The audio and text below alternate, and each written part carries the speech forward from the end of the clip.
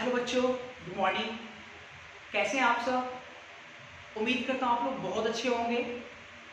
आज chemical kinetics का यह लास्ट मिनी लेक्चर है और कुछ बच्चों के मन में एक प्रश्न जरूर उठ रहा होगा, वो ये कि सर केमिकल काइनेटिक्स और रेडियो एक्टिविटीज़ ये दो मिलाकर के एक चैप्टर है और आपने अभी तक सिर्फ केमिकल काइनेटिक्स पढ़ाया है, रेडियो एक्टिविटीज़ तो पढ़ाया ही नहीं, तो फिर चैप्टर खत्म कैसे हुआ? तो मेरा उन सारे बच्चों से ये कहना है कि रेडियो एक्टिविटीज़ जो है वो आपके एनसीईआरटी में नहीं है। आपके एनसीईआरटी जो टेक्स्ट बुक है उसमें नहीं है। इवन आपके किसी भी बोर्ड के एग्जाम में, चाहे वो सीबीएसई बोर्ड हो, बिहार बोर्ड हो, चाहे किसी भी स्टेट का बोर्ड हो, चाहे आईसीएसई बोर्ड हो, चाहे आपके जेईई मेंस हो, इन सारे एग्जाम में रेडियो एक्टिविटीज से क्वेश्चन नहीं आते हैं, इसलिए मैं नहीं पढ़ा रहा। तो सर केमिस्ट्री में फिर मेंशन क्यों है रेडियो एक्टिविटीज? वो इसलिए मेंशन है क्योंकि रेडियो एक्टिविटीज जो है वो आपके आईआईटी एडवांस का पार्ट है, वो एडवांस में आएगा।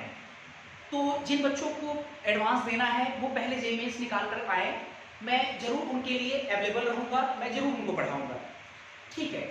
अच्छा, एक बात और मैं कहना चाहूँगा, आपके फिजिक्स में एक चैप्टर पढ़ना है न्यूक्लियर फिजिक्स, और न्यूक्लियर फिजिक्स बोलिए चाहे रेडियो एक्टिविटीज बोलिए, बात बराबर है। रेडियो एक्टिविटीज भी बोल सकते हैं आप उसको। हाँ, एक बात मैं जरूर कहूँगा कि न्यूक्लियर फिजिक्स में जब आप रेडियो एक्टिविटीज पढ़िएगा तो वहाँ पे जितना भी आप फर्स्ट ऑर्डर रिएक्शन पढ़े हैं, वो सारे फर्स्ट ऑर्डर रिएक्शन में जितने भी फॉर्मूलाज आए थे, जितने भी कॉन्सेप्ट यूज हुए थे, वो सारे कॉन्सेप्ट आप न्यूक्लियर फिजिक्स में लगाएंगे। क्यों लगाएंगे? क्योंकि मैंने आपको मैंने आपको केमिकल काइनेटिक्स में जब फर्स्ट ऑर्डर पढ़ा रहा था तो वहां पे एक लाइन मेंशन की थी, एक प्रॉपर्टीज पढ़ाया था अपने आपको, all radioactivities decay follows first order reaction. मतलब जितनी भी रेडियो एक्टिविटीज रिएक्शन है वो सब फर्स्ट ऑर्डर काइनेटिक्स को फॉलो करते हैं। तो इसका मतलब ये हुआ कि अगर हम रेडियो एक्टिविटीज पढ़ रहे हैं तो जितने भी फर्स्ट ऑर्डर रिएक्शन के जो कॉन्सेप्ट है वो सारे कॉन्सेप्ट हम वहां लगाएंगे। हाँ, एक बात मैं ये भी कहना चाहूंगा कि जिन बच्चों को रेडियो एक्टिविटीज के क्वेश्चन बनाने हैं तो 60-70% क्वेश्चन बिल्कुल बनेंगे, लेकिन वो 20-30% क्वेश्चन बनाने के लिए आपको थोड़ा सा पढ़ाना पड़ेगा, तो तभी जाकर आपका 100% होगा। तो हालांकि अपने को सिलेबस भी थोड़ा खत्म करना है और सारी चीज़ों को ध्यान में रखना है, तो हम लोग रेडियो एक्टिविटीज़ फाइनली नहीं पढ़ेंगे। जिनको पढ़ना है वो एग्जाम के बाद आएंगे, वो मैं उससे पढ़ाऊँगा। तो इसी के साथ हम लोग कंटिन्यू करते हैं। आज के इस वीडियो लेक्चर में हम लोग लास्ट क्लास में जो ग्राफ पढ़े थे उस ग्राफ्स पे आपके जेईई एडवांस में 2 सवाल आया हुआ है, उन 1-2 सवाल का डिस्कशन करेंगे और साथ ही साथ आज हम लोग पढ़ेंगे पूरी इस क्लास में हम लोग पढ़ेंगे इफेक्ट ऑफ कैटलिस्ट का इफेक्ट पढ़ेंगे। तो सबसे पहले हम हेडिंग लगाने जा रहे हैं, इफेक्ट ऑफ कैटलिस्ट।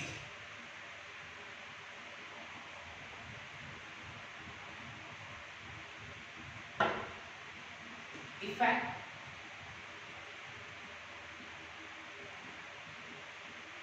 कैटलिस्ट, ठीक है। कैटलिस्ट का असर देखो, इसको समझते पहले। जैसे इफेक्ट ऑफ कैटलिस्ट मतलब हुआ कैटलिस्ट का असर। जैसे कोई रिएक्शन अगर मान लो कैटलिस्ट के अब्सेंस में हो रहा है, मतलब अनकैटलाइज्ड रिएक्शन।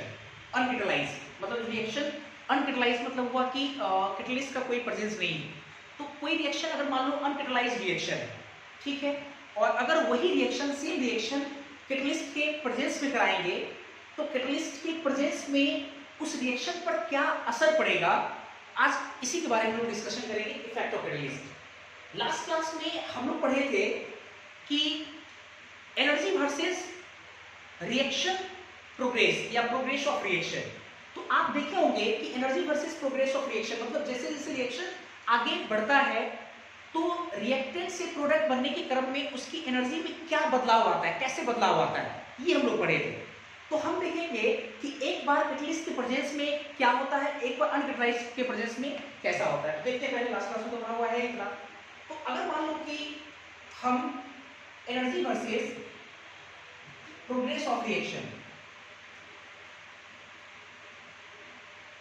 एनर्जी आप इसको पोटेंशियल एनर्जी मान सकते हैं, वर्सेस प्रोग्रेस ऑफ रिएक्शन का अगर हम ग्राफ ड्रॉ करें तो मान लो पहले मैंने तो आपको लास्ट क्लास में पढ़ाया था, ग्राफ अलग अलग होगा, डिपेंड किस पे करता है, nature of reaction on the basis of energy, exothermic है कि इंडोथर्मिक है। तो मान के चलते हम लोग की रिएक्शन हमारा जो है एंडोथर्मिक है, एंडोथर्मिक रिएक्शन, ठीक है। रिएक्शन कैसा है? एंडोथर्मिक। आपको पता होगा एंडोथर्मिक रिएक्शन है तो रिएक्टेंट आपका नीचे होगा और प्रोडक्ट आपका ऊपर होगा। इतना तो मैंने आपको पढ़ाया था। तो और डायग्राम भी मैंने आपको पढ़ाया था, ऐसा कुछ होता था डायग्राम।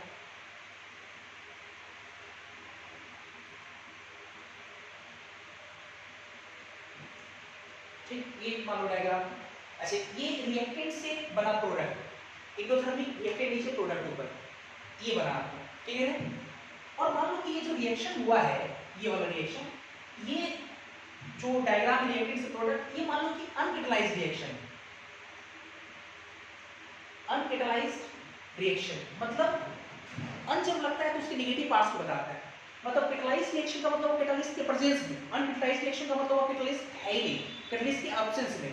तो ये जो रिएक्शन हुआ रिएक्टेंट से प्रोडक्ट, वो मान लो कि कैटलिस्ट के एब्सेंस में हुआ है, इसको अनकेटलाइज्ड रिएक्शन नाम दे दिए।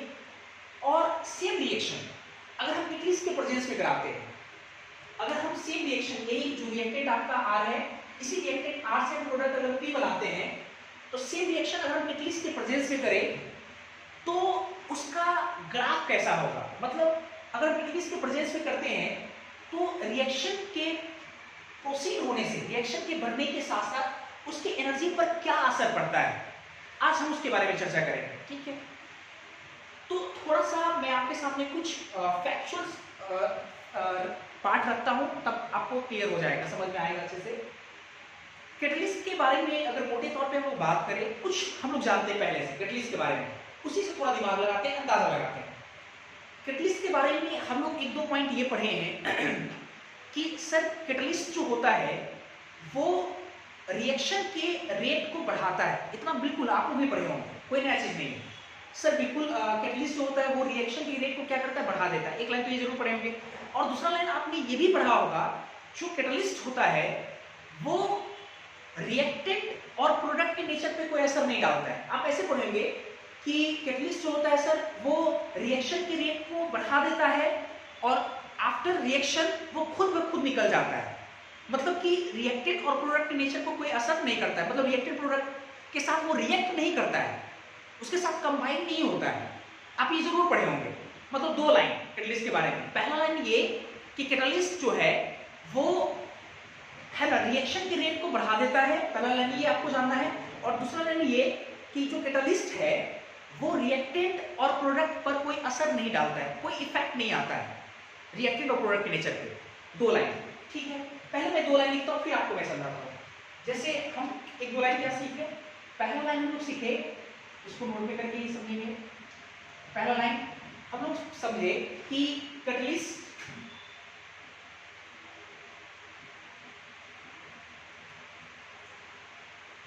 has no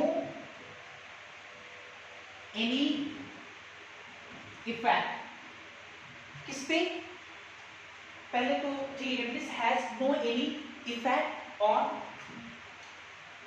the nature of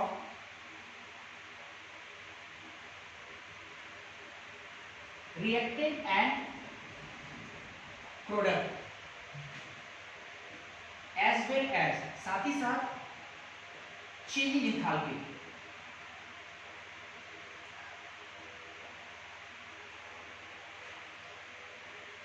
change enthalpy that is delta H. मैं समझाऊंगा वो सेकेंड पॉइंट, मैं आपको समझाऊंगा उसी में जो दूसरा मैंने जो लाइन लिखा है as well as change in enthalpy that is delta H, मैं समझाऊंगा इस लाइन को। अच्छा, second line, second point, catalyst जो है वो क्या करता है, रिएक्शन के रेट को बढ़ाता है। पहला तो एक समझो तो अच्छे से, ये इसमें तो कोई दिक्कत नहीं, इसी को समझते हैं। देखो क्या है, catalyst has no any effect on the nature of reactant product, क्योंकि कैटलिस्ट बाद में निकल जाता है, रिएक्टेंट प्रोडक्ट को कोई असर नहीं डालता है। अच्छा, ये तो लाइन समझ में आ गई। सर ये क्यों है कि as well as change in enthalpy of delta, enthalpy of reaction, change in enthalpy that is delta H, delta H पर क्यों नहीं असर करेगा, ये जरा समझाइए। एक चीज बताओ, ये रिएक्टेंट है आपका, ये प्रोडक्ट है, अगर रिएक्टेंट के नेचर को नहीं बदला, प्रोडक्ट के नेचर को नहीं बदला, तो इन दोनों के डिफरेंस को ही हम लोग क्या बोलते हैं, हम लोग बोलते हैं डेल्टा एच। लास्ट क्लास में हमने आपको पढ़ाया था, ये आपका HR है यहाँ से यहाँ तक, और ये आपका यहाँ से यहाँ तक HP है। तो जब कैटलिस्ट हो या कैटलिस्ट नहीं हो, रिएक्टेड प्रोडक्ट के नेचर को अगर नहीं बिगाड़ रहा है, इसका मतलब कि अगर ये रिएक्शन अनकैटलाइज्ड कैटलिस्ट के एब्सेंस में हो रहा है, और अगर इसे रिएक्शन कैटलिस्ट के प्रेजेंस में भी होता, तब भी रिएक्टेंट का एनर्जी इतना ही होगा और प्रोडक्ट का एनर्जी इतना ही होगा। प्रोडक्ट और रिएक्टेंट के नेचर को तो बदल नहीं रहा है, तो रिएक्टेंट और प्रोडक्ट का एनर्जी उतना ही होगा। इसका मतलब ये हुआ कि डेल्टा एच जो चेंज होगा, डेल्टा एच जो यहाँ से यहाँ तक जो चेंज आएगा, ये डेल्टा एच यहाँ से यहाँ तक, ठीक ना, तो इस पर कोई असर नहीं पड़ेगा, ये बदलेगा ही नहीं क्या। अच्छा, ये तो लाइन बिल्कुल समझ में आ गया, ये नहीं बदलेगा, डेल्टा एच पर कोई असर नहीं पड़ेगा। अच्छा, दूसरा मैंने आपको बोला कि जो आपका कैटलिस्ट है वो रिएक्शन के रेट को बढ़ा देता है। अब रिएक्शन के रेट को बढ़ाता है, ये तो लाइन क्लियर है आपका, लेकिन इसी लाइन को अगर हम चाहें एक्टिवेशन एनर्जी के टर्म्स में लिखे, तो थोड़ा समझते हैं कि एक्टिवेशन एनर्जी के टर्म्स में क्या होगा, बढ़िया समझना आपको। एक चीज तो ये क्लियर हो गया कि ग्राफ कैटलिस्ट के प्रेजेंस में यहीं से स्टार्ट होगा और यहाँ खत्म होगा। क्यों समझ में आया? उस वाले पॉइंट से, क्योंकि रिएक्टिव प्रोडक्ट के नेचर पे असर नहीं डालता है, तो यहीं से स्टार्ट होगा, यहाँ खत्म होगा। लेकिन सवाल ये है कि सर जो ग्राफ उठेगा वो इसके नीचे रहेगा या इसके ऊपर, यही तो जानना है आपने को। अच्छा, कैटलिस्ट क्या करता है? रिएक्शन के रेट को बढ़ा देता है, इतना तुम लोग समझते हैं। अच्छा, रेट को बढ़ाने का मतलब क्या होगा? उसको अगर हम लोग एक्टिवेशन एनर्जी के टर्म्स में सोचे, तो अगर मान लो कि कोई रिएक्शन है, ए से बी हो रहा है और कैटलिस्ट नहीं है, ए से बी हो रहा है, कैटलिस्ट नहीं है, तो मान लो कि है ना, रिएक्शन हो रहा है ए से बी, और सेम रिएक्शन को अगर हम कैटलिस्ट के प्रेजेंस में कराएं ए से बी, तो ए से बी जल्दी जल्दी हो रहा है, फास्ट हो रहा है। तो अंतर क्या है? रेट का अंतर है। पहले जो रिएक्शन हो रहा था वो स्लो था, और जो दूसरा वाला रिएक्शन वो क्या हो गया? कैटलिस्ट के प्रेजेंस में रिएक्शन फास्ट हो गया।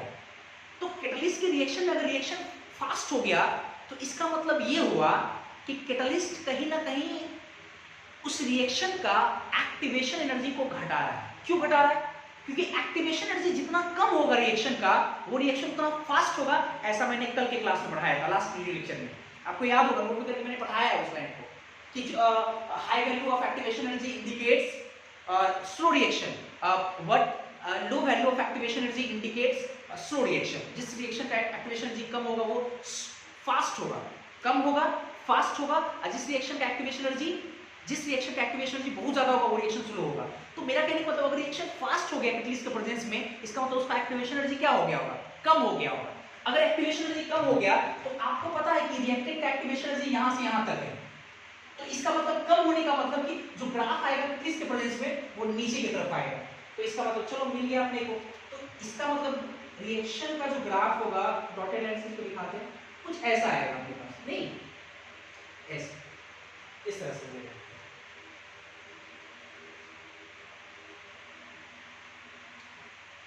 थोड़ा सा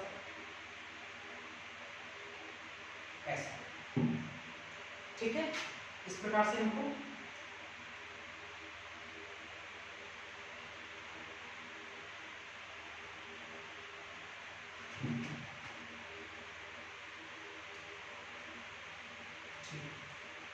ऐसा कुछ हो जाएगा। अच्छा, ये जो रिएक्शन है वो क्या है? ये कैटलाइज्ड रिएक्शन है। कैटलाइज्ड रिएक्शन मतलब कैटलिस्ट के प्रेजेंस में होगा। क्लियर है दोस्त? चलो इसके आगे बढ़ते हैं। अच्छा, बढ़िया समझना इस पार्ट को। तो सेकेंड लाइन यहाँ पे ऐसे लिख देते हैं कि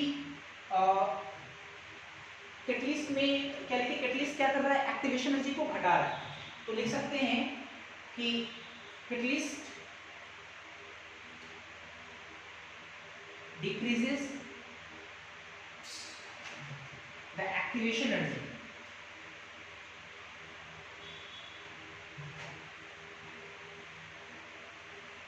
of both forward and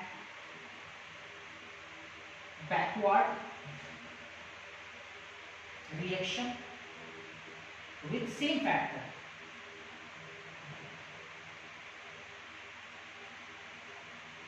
इस लाइन को और अच्छे से समझते हैं। कैटलिस्ट डिक्रीजेस, घटाता है एक्टिवेशन एनर्जी को, दोनों reaction forward and backward reaction with same factor. अब कुछ सोच कर देखो, ये जो यहाँ डिक्रीज किया है, ये वाला, पहले एक्टिवेशन एनर्जी इतना था, अब एक्टिवेशन एनर्जी इतना हो गया, तो ये जो डिक्रीज हुआ यहाँ से यहाँ तक, ये जो डिक्रीज आया है यहाँ से, ये जो लाइन है है ना। तो जितना डिक्रीज आपका फॉरवर्ड रिएक्शन एक्टिवेशन एनर्जी हुआ है उतना ही डिक्रीज आपका बैकवर्ड रिएक्शन एक्टिवेशन एनर्जी हुआ है। कैसे आपको देखो ना अच्छे से समझ में आ जाएगा। यहां से यहां तक का जो एक्टिवेशन एनर्जी है ई ए, ठीक है, वो फॉरवर्ड है ई ए एफ, यहां से यहां तक क्लियर है, यहां तक ई ए एफ, ठीक है। और यहां से यहां तक जो है वो आपका क्या है ई ए बी,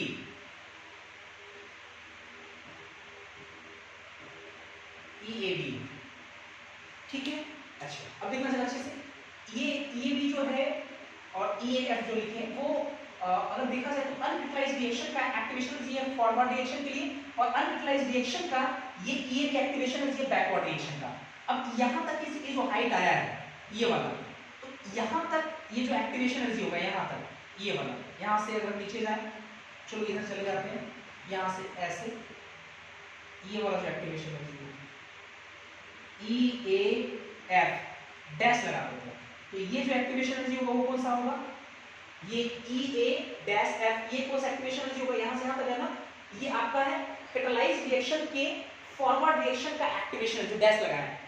और यहां से अगर इधर देखें हम लोग ऐसे, तो ई ए बी डैश, मतलब ये जो एक्टिवेशन एनर्जी आपका है वो क्या है आपका फॉर बैकवर्ड रिएक्शन का एक्टिवेशन एनर्जी, किस रिएक्शन का, कैटालाइज्ड रिएक्शन का है।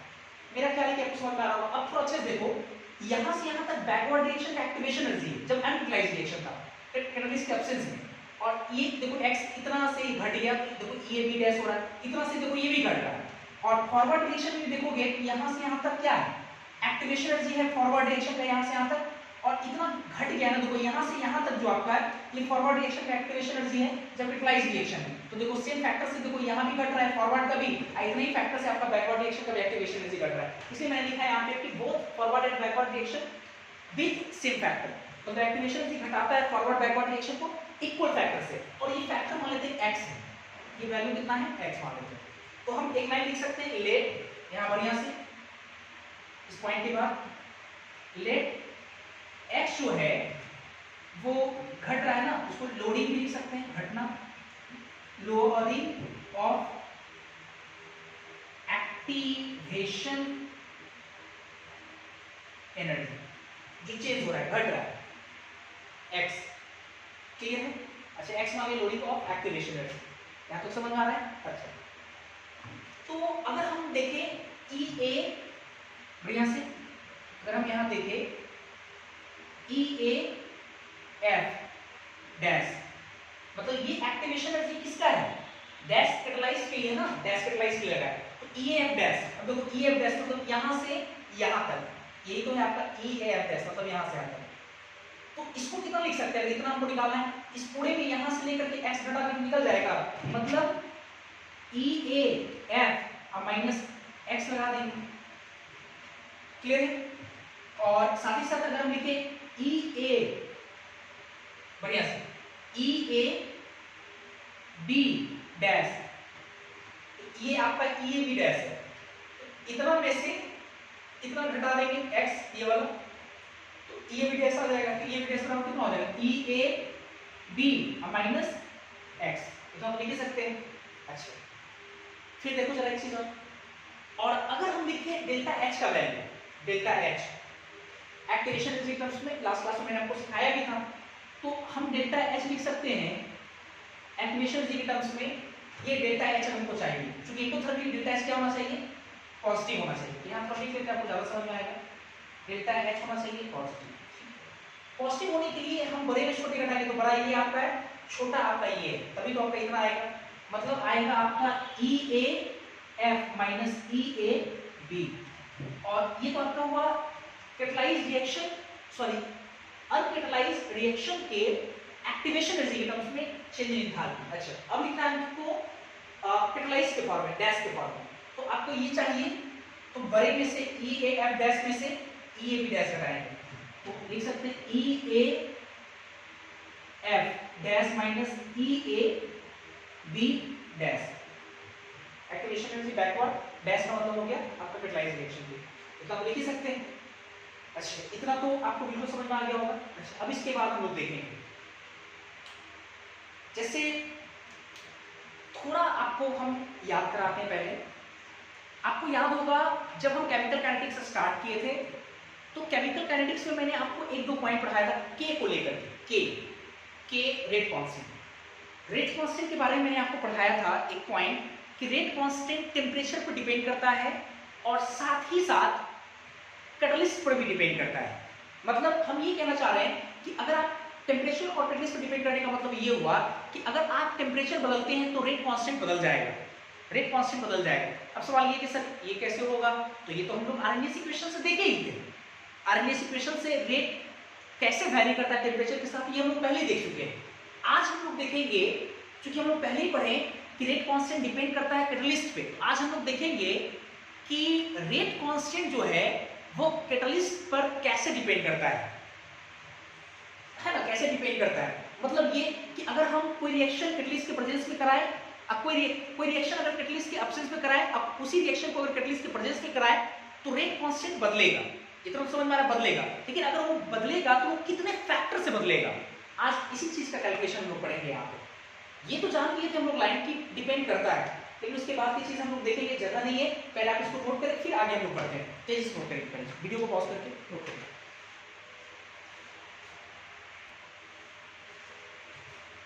चलिए इसके आगे हम लोग कंटिन्यू करते हैं। इसके आगे हम लोग देखते हैं। अच्छा देखो जरा,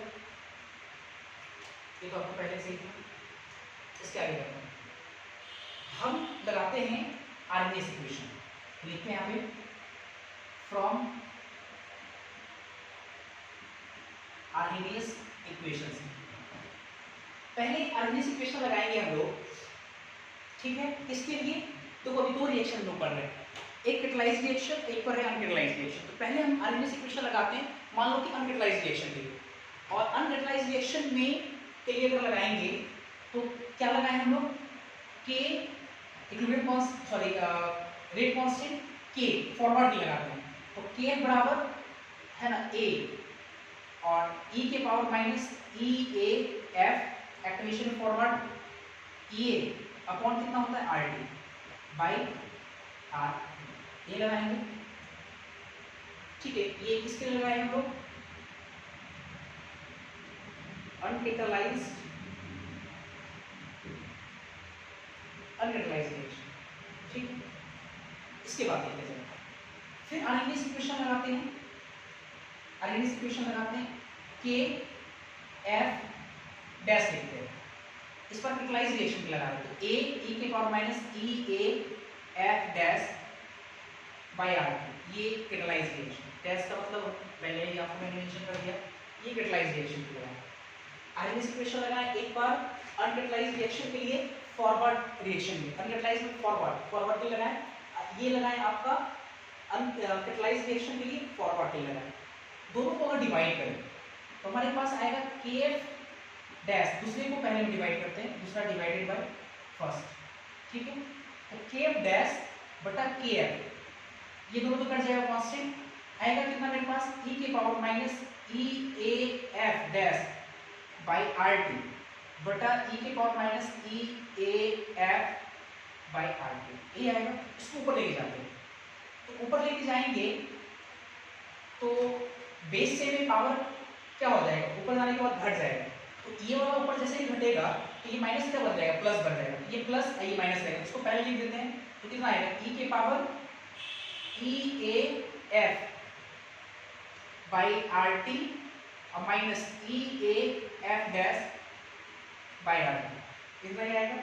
अच्छा बराबर e के पावर, देखो नीचे पे दोनों आर टी है, इसका मतलब ये आएगा ई ए एफ और minus E A F dash, अब बटा कितना है आर टी, सही है, कितना है आर टी। अच्छा अब देखो सर ई F minus E F dash कितना है, अब देखना जरा अच्छे से, ई ए एफ, देखो ई ए एफ अब माइनस ई एफ डैश, तो इस x को इधर ले आते हैं, ठीक है अच्छे से। x बराबर कितना लिख सकते हैं, x बराबर x इधर ले आए तो ई ए एफ अब माइनस हो जाएगा ई ए एफ डैश, वो उधर चला गया इधर आ गया, E F minus E F dash x बराबर, तो E A F minus E F dash कितना हो गया x बराबर, इसका मतलब e के power x by R T हमारे पास आया, e के power x by R T, मतलब कितना है हमारे पास के एफ डैश बटा के एफ, ये देखो हमारे पास आया।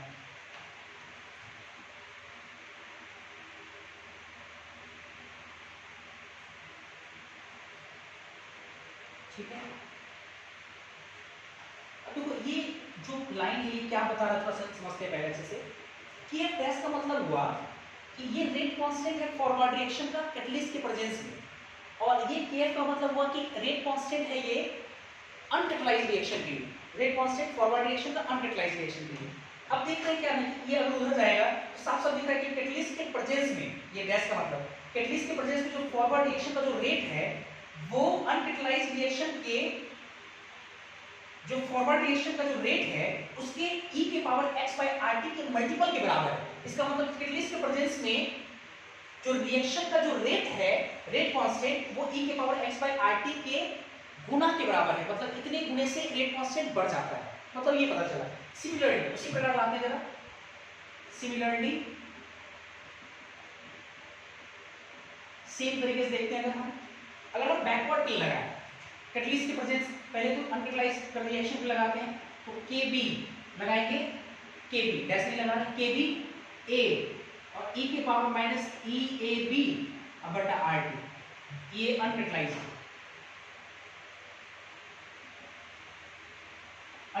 रिएक्शन। अच्छा, और K B dash A e के power minus E A B dash by R T, ये क्या है, कैटलाइज्ड रिएक्शन, कैटलाइज्ड रिएक्शन। तो सेकेंड को फर्स्ट में डिवाइड करते हैं, उसको सेकेंड माने, तो हमारे पास के बी डैश बटा के बी कितना आएगा, ए तो कैंसिल हो गया और ये नीचे रहता है, ये ऊपर जाएगा, तो e के पावर एक साथ हम लगा देते हैं, e के पावर आएगा मेरे पास E A B dash minus E A B by R T, इतना ही आएगा मेरे पास। और E A B dash minus E A B, तो देखो यहाँ से कितना आएगा, x बराबर कितना लिख सकते हैं, दैट इज यहाँ से x बराबर लिख सकते हैं E A B minus E A B dash. मेरे को लगता है ऐसे पहले ये, सॉरी डैश यहाँ पे आ जाएगा, तो कैलकुलेट कर लेते हैं, ठीक कितना आएगा। और E A B minus E A B dash कितना है, x के बराबर, तो ये भी देखो e के power x by R T. तो यहाँ से देखो क्या आया है, के बी डैश बटा के बी बराबर कितना आया हमारे पास, e के power x by R T. x आपको पहले से पता है, x आपका लोडिंग इन एक्टिवेशन एनर्जी। अब देखो यहाँ से ये पता चल रहा है कि अगर कैटलिस्ट के प्रेजेंस में अगर हम रिएक्शन कराते हैं तो कैटलिस्ट के प्रेजेंस में जो रेट कांस्टेंट होगा वो e के power x by R T गुना से इंक्रीज कर जाएगा अनकैटलाइज्ड रिएक्शन के रेट कांस्टेंट से, ठीक है, चाहे वो रिएक्शन फॉरवर्ड हो चाहे वो बैकवर्ड हो। केबी डैश बैकवर्ड रिएक्शन है, केबी ये भी बैकवर्ड है, लेकिन ये कैटलाइज्ड के प्रेजेंस में, ये अनकैटलाइज्ड के प्रेजेंस में। तो कैटलाइज्ड के प्रेजेंस में जो केबी डैश है वो देखो e के power x by R T गुना केबी के बराबर है। इससे ये पता चलता है कि कैटलिस्ट के प्रेजेंस में बैकवर्ड रिएक्शन का जो रेट कांस्टेंट है, बैकवर्ड रिएक्शन का रेट कांस्टेंट वो e के power x by R T गुना के बराबर हो जा रहा है, मतलब e के power x by R T गुना से इंक्रीज कर जा रहा है, ठीक है, अनकैटलाइज्ड रिएक्शन के रेट कांस्टेंट से यही पता चलता है। अच्छा, थोड़ा और हम इस सारी लाइन को लिखेंगे। अच्छा, थोड़ा सा और मैं इसको निकाल रहा हूँ, फिर देखेंगे हम लोग, इसको हम लिख लेंगे थोड़ा।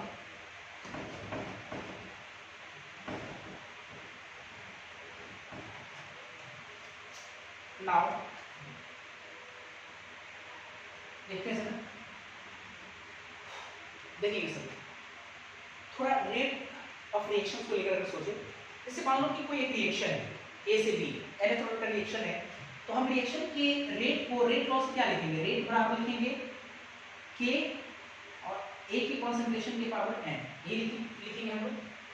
फॉरवर्ड रिएक्शन के लिए ऐसे ही लिखते हैं। अच्छा, अब देखो जरा अच्छे से, अगर ये तो रेट जनरल रेट हुआ, अगर हम लोग फॉरवर्ड रिएक्शन के लिए फॉरवर्ड रिएक्शन का अगर हम रेट लिखेंगे तो हमको लिखना पड़ेगा रेट को, चलो कैपिटल स्मॉल आर लिखते हैं, ये रेट है, फॉरवर्ड के लिए एफ लगा देते हैं बराबर रेट कांस्टेंट के एफ लगा देंगे, ठीक है ना, ए के पावर एम हो जाएगा, ये चीज है, ठीक है। और फिर देखेंगे हम लोग रेट ऑफ रिएक्शन ये लिखा गया। अच्छा, उसके बाद अगर वही रिएक्शन, ये मान लो कि जो रिएक्शन है फॉरवर्ड रिएक्शन, ये अनकेटलाइज्ड है, अनकेटलाइज्ड रिएक्शन, ठीक है।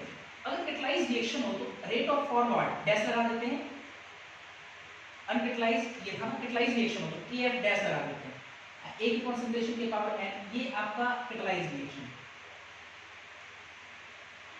कैटलाइज्ड रिएक्शन, ठीक है। अब देखो एक चीज,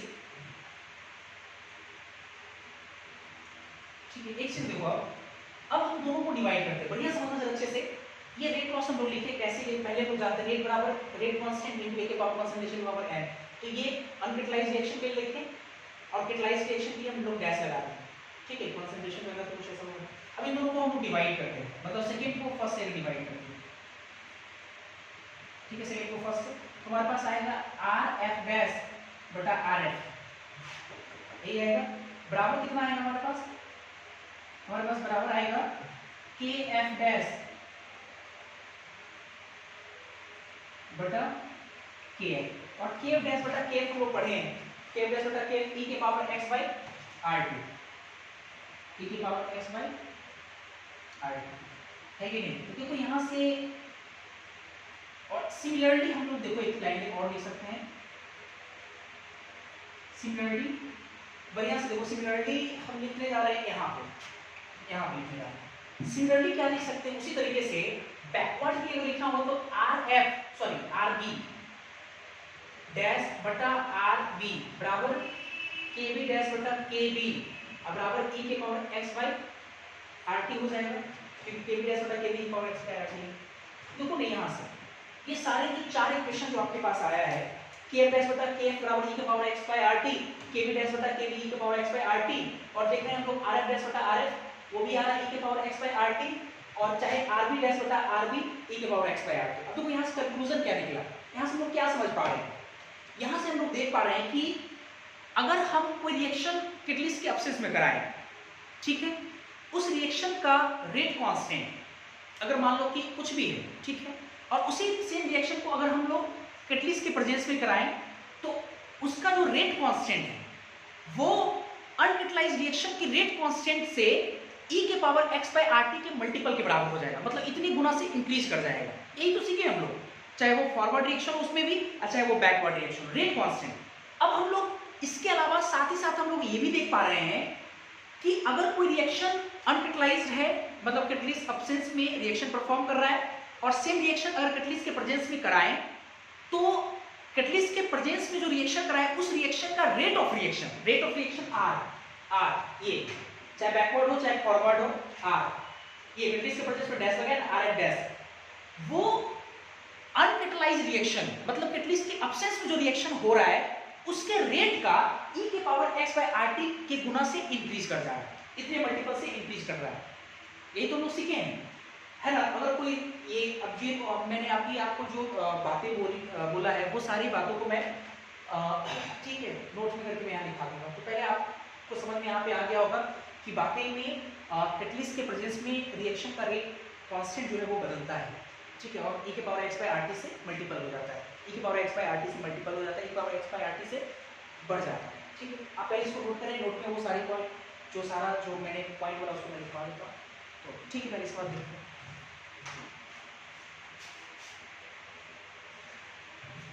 जितनी भी बातें मैंने आपको कहा था वो सारे यहाँ पे मैंने लिख दिया है।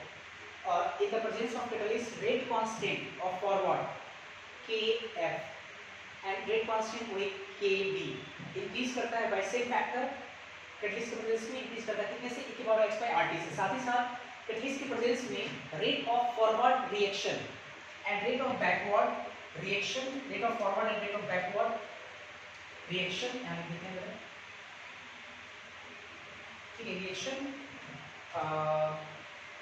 also increases with same factor e के power x by r t। ऐसा क्यों होता है, देखिए, because catalyst only decreases the activation energy of forward and backward reaction by the same factor।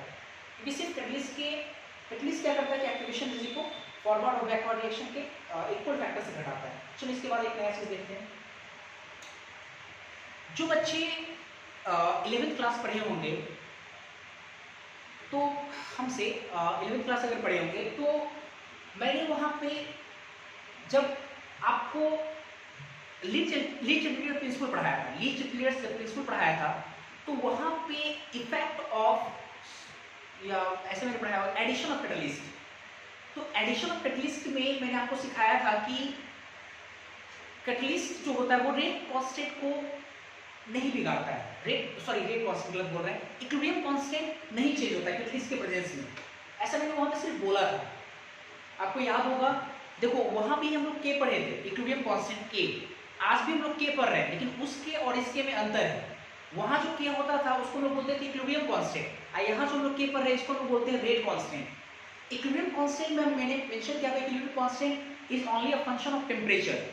वो के जो था वो आपका सिर्फ टेम्परेचर का फंक्शन था, वो कैटलिस्ट के नेचर पर डिपेंड नहीं करता था, क्योंकि मैंने जब 5वां पॉइंट पढ़ाया था लीच इंटीग्रल प्रिंसिपल में, तो मैंने साफ साफ वहां लिखा था एडिशन ऑफ कैटलिस्ट में कि catalyst does not affect equilibrium constant, but it only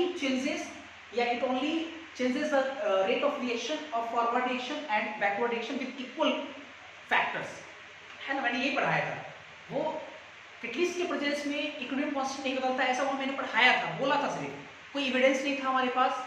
आज हम जब इफेक्ट ऑफ कैटलिस्ट आपको पढ़ाए हैं, तो अब हम आपको समझाने में ये समर्थ है या प्रूफ करने में ये समर्थ है कि क्यों इक्विलिब्रियम कांस्टेंट जो है वो कैटलिस्ट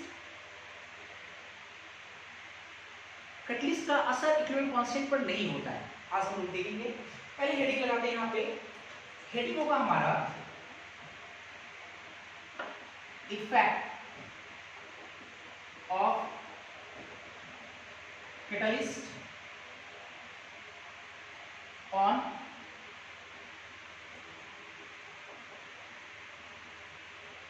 इक्विलिब्रियम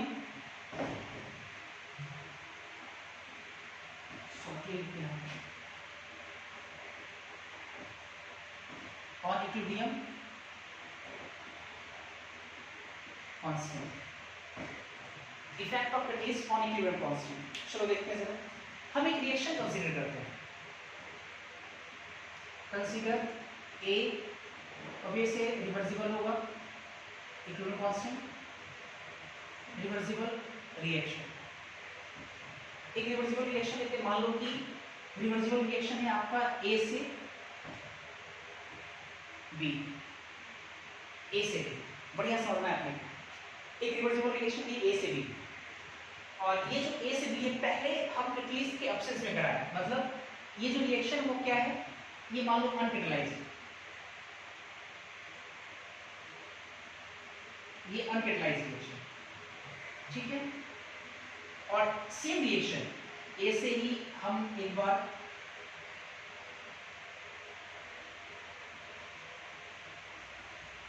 बी कराएं, और ये कैटलाइज्ड रिएक्शन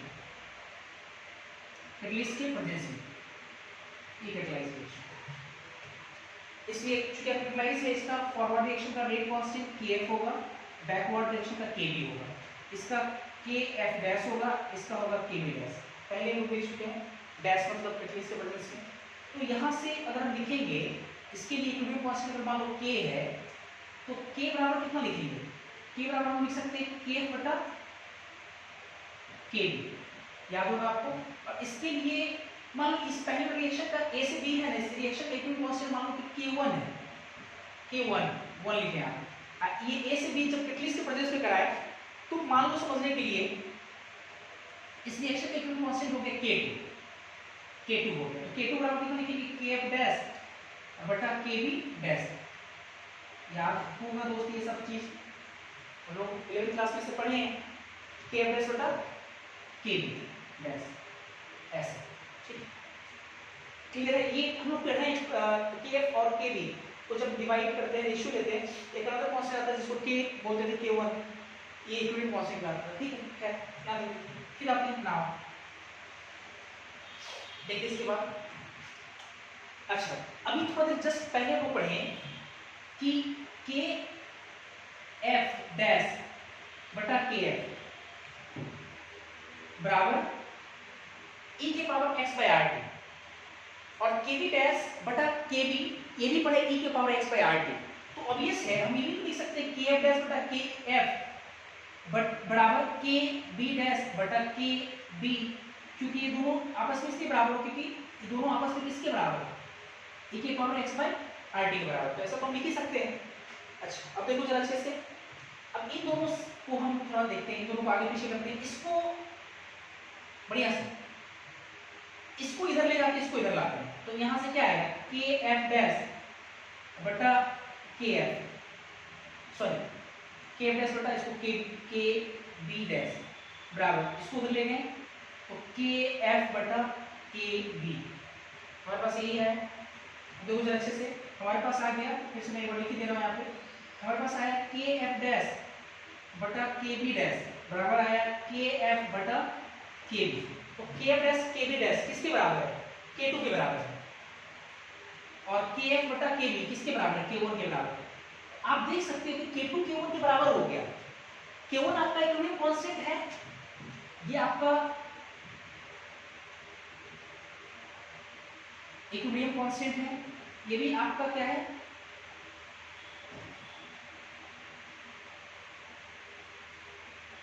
K2 भी आपका इक्विलिब्रियम कांस्टेंट है। अंतर ये कि ये अनकैटलाइज्ड रिएक्शन का इक्विलिब्रियम कांस्टेंट है, ये कैटलाइज्ड रिएक्शन का इक्विलिब्रियम कांस्टेंट है। और फाइनली हम लोग जब आगे सिंपलीफाई किए तो K2 बराबर K1 हो गया। K1 आपका इक्विलिब्रियम कांस्टेंट है अनकैटलाइज्ड रिएक्शन का, K2 आपका इक्विलिब्रियम कांस्टेंट कैटलाइज्ड रिएक्शन का। हम देख पा रहे हैं कि K2 K1 के बराबर हो गया, अर्थात जब एक रिएक्शन अनकैटलाइज्ड के प्रेजेंस में हो रहा है, अनकैटलाइज्ड मतलब कि कैटलिस्ट नहीं है, और वही रिएक्शन जब कैटलिस्ट के प्रेजेंस में हो रहा है तो दोनों रिएक्शन का इक्विलिब्रियम कांस्टेंट आपस में बराबर हो गया। तो हम लोग एक लाइन क्या बोल सकते हैं, 10 हम लोग बोल सकते हैं, इसको मैं बताता हूं पहले।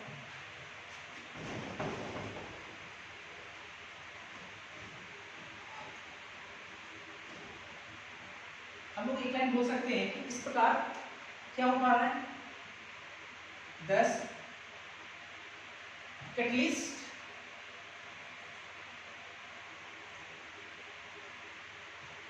has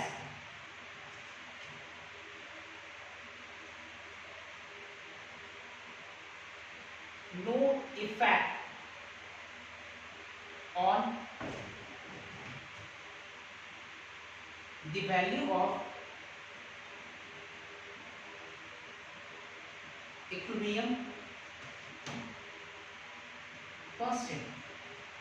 ये लाइन सबसे इंपॉर्टेंट है, वेरी वेरी इंपॉर्टेंट, थोड़ा अच्छे समझना है दोस्तों।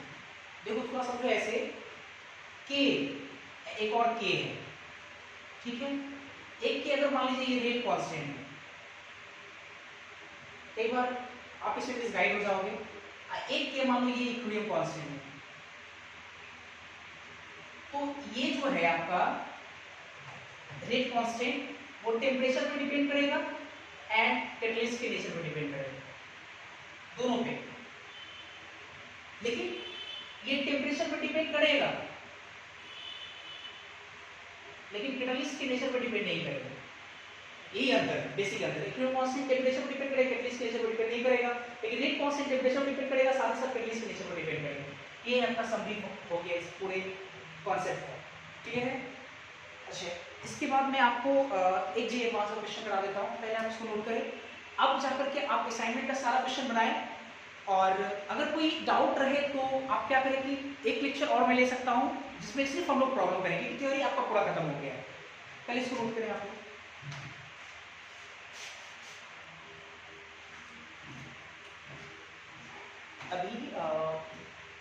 अभी जो मैंने आपको कहा कि आईआईटी एडवांस का एक क्वेश्चन हम लोग करेंगे जो ग्राफ से रिलेटेड है, वो मैं इसके बाद कराऊंगा अगर समय रहा तो, नहीं तो फिर फाइनली हम लोग खत्म करेंगे।